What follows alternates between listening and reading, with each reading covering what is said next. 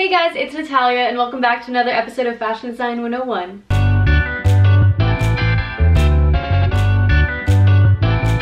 So today we're going to be talking all about ruffles. As you guys know, I love ruffles very, very much. I know that's such a basic cliche fashion designer thing to say, but I really love very feminine things and ruffles just give me that energy. So today I want to share with you guys two different methods to making ruffles. There is ruffles that are gathered and there's ruffles that are on bias, and they do have a slightly different look. So I want to go ahead and kind of share with you guys the differences of how to make them and like how to use them and whatnot, because they are literally my favorite thing to add to something, and I just feel like it's something everybody should know. As a general basic, this is what gathered ruffles look like. These are all examples of that. And then these are bias ruffles. These, you'll see when I pattern them out why they are a little bit different, but essentially they don't have that gathering at the top. Both of these methods I love and use myself, so I want to share with you guys. So without further ado, let's get into it.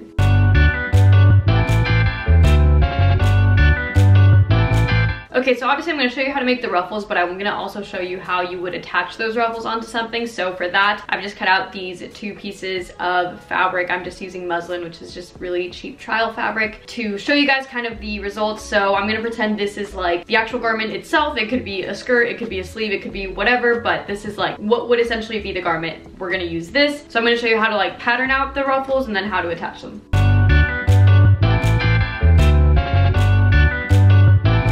So we're going to start with the gathered ruffles, and this is going to be our piece. So essentially you want to measure out how long your piece actually is. So this is going to be my length, which is 10 inches, as you can see. So we want to make sure our gathered ruffle that we cut out is more than 10 inches so that we can scrunch it up and it creates a nice effect. I ideally like to do double the length. So if this is 10, I would do it 20 inches long so that it creates a really, really nice ruffle, but obviously it can be less or more, kind of just depending, but my rule of thumb is at least just like double the length. I think that's what looks nicest. So I'm gonna measure out a piece that's gonna be 20 inches in length, but the width of it depends on how big you want the ruffle to be, but obviously you have to also remember that there's going to be a hem on the bottom side, so you do have to account for that as well. But I'm gonna do a 4-inch ruffle, so I'm going to go ahead and mark 4 inches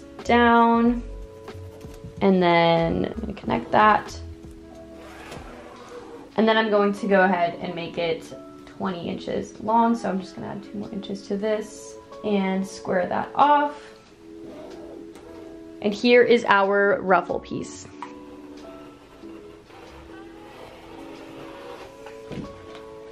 So this is our ruffle piece, and this is what would be our garment. As you can see, it is double the length of it, so it's going to scrunch up nicely to create a nice ruffle. Again, you can do it at a longer length or a lesser length. The smaller the length, the less it'll actually ruffle up, and the longer, the more it will ruffle up. So you can kind of play around with that, but again, ideally just double it, if not a little bit more. For the gathers, you want to make sure you are at the highest possible stitch length to make sure that you can easily pull the thread. So for me, that is at 5, but it could be higher for yours. So when we sew this gathering stitch, we want to make sure that we do it at the top of the ruffle, so up here, and you want to do it within the seam allowance. So if my seam allowance is 4/8, I want to do it at the 3/8 line so that it is inside of the garment, even though you take it out at the end anyway, but it just makes life easy. So I'm gonna go ahead and place it on the line that I need it to be at. And for the gathering stitch, it's really important to have enough thread back here ready to go, as well as to not backstitch, because this is something that you're going to take out later that you want to be able to pull out. So make sure to not backstitch, and then you can just sew a straight line across. Once you reach the end, again, don't backstitch, and be sure to pull out a good amount of the thread, and then you can clip it. So now you can see we have a straight line of really wide stitches. So here's our garment, and here's our piece with the gathering stitch. To actually make it gather, you have to take one of the threads on the sides. Obviously there's the top and bottom thread. You want to take just one of them. So I'm gonna do the top, and you want to start pulling it. As you pull it, you'll see it starts to ruffle up. You wanna obviously even it out throughout the entire ruffle to make sure it looks even and it's not all gathered just on one side. And then obviously you can do the same on the other side. So take the top thread and pull that in.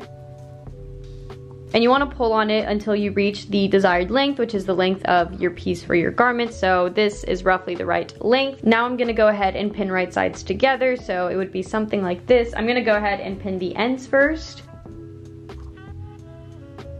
And once you have the ends pinned together, you can kind of separate out all of the gathers here and make sure that they are even. As you can see, like this area is really sparse, but this has a good amount, so you can start kind of moving that. And if it starts to loosen up too much, you can grab your thread again and pull on it if need be. Once you reach a desired look with the ruffles and they're all evened out, then you can start adding a lot more pins to make sure it's secured into place. When it comes to these type of gathered ruffles, the more pins the better, because it does shift around really easily on the sewing machine if you don't have it pinned properly.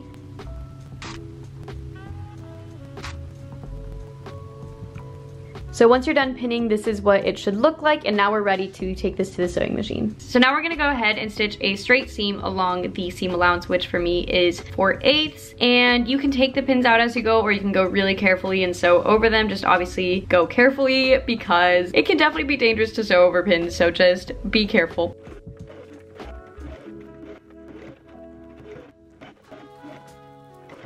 And this is what it should roughly look like. Now you can take out that initial gathering stitch that we did. So this longer stitch that we used to gather the fabric, we can actually just pull out now. So as you can see, now we're left with just the actual stitch, and we don't need the gathering stitch in there anymore. Here are the gathered ruffles. As you can see, you have all these little tiny pleats up here to create this nice gather, and it does have a bit of volume, but not as much as the bias. But I think it looks really nice either way.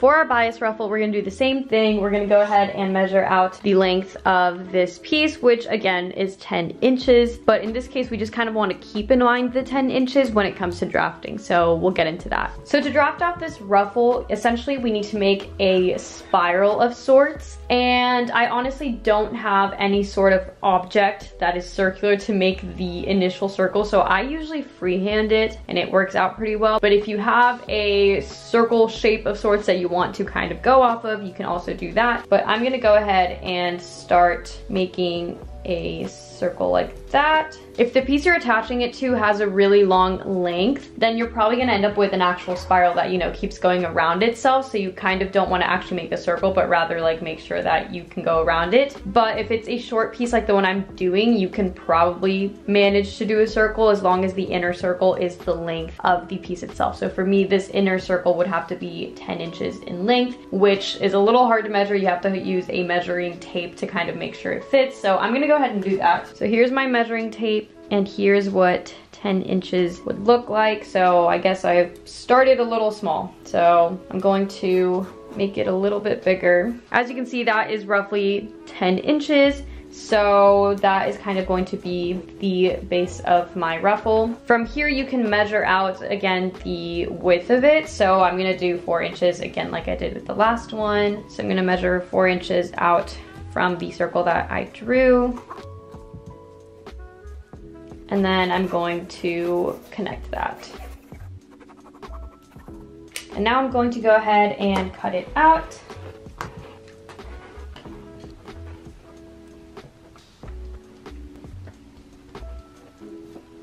Once you have your little donut shape, you can cut into it, or if it's a spiral, you'll already kind of have a starting point that looks like this, and it would be going around like that. But for this case, we have a full circle. So now if you take the circle and open it up like that, you can see it already creates a ruffle, which is exactly what we want. And this is how you then attach it to your garment. So here we have our garment, and here we have our ruffle. As you can see, this inner part of what was the circle fits onto it perfectly, and now you can just pin it into place and sew it. Obviously, you want to pin right sides together to make sure everything turns out all right.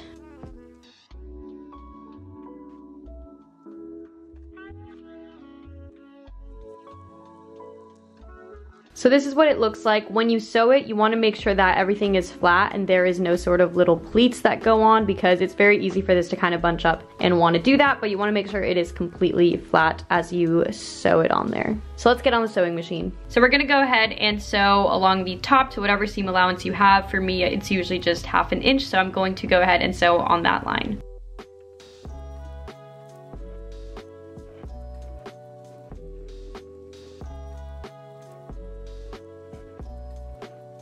As you can see, the seam is completely flat. There's no pleats or gathers into it. So this is what the final bias ruffles look like. They move around really nicely and they just have a nice volume to it without having the gathering up at the top. So this is what it would roughly look like. Here's a little side by side of the gathered versus the bias. Obviously, this one just looks a little bit cleaner because you don't have all those pleats and it has a lot more volume and movement, but this also looks really nice. And I personally love the look of these type of ruffles. I think it adds a little extra detail to have all those little pleats. So these are the 2 ways that you can make ruffles. So that is it for today's video. I hope you guys liked it. If you did, give it a thumbs up. And if you recreate any of these ruffles, tag me on Instagram at Natalia.Trevino. I would love to see what you guys are up to. And that being said, feel free to follow me on my social media. My personal Instagram is at Natalia.Trevino and my shop Instagram is at Natalia Trevino Amaro. If you want to follow both, feel free. And don't forget to subscribe if you're not already subscribed so you get notified every time I upload a new video, and hit that bell notification to really get notified if I upload a new video, because sometimes YouTube doesn't do it with just the subscription. So yeah, that is it for today's video. I will see you guys in the next one. Bye!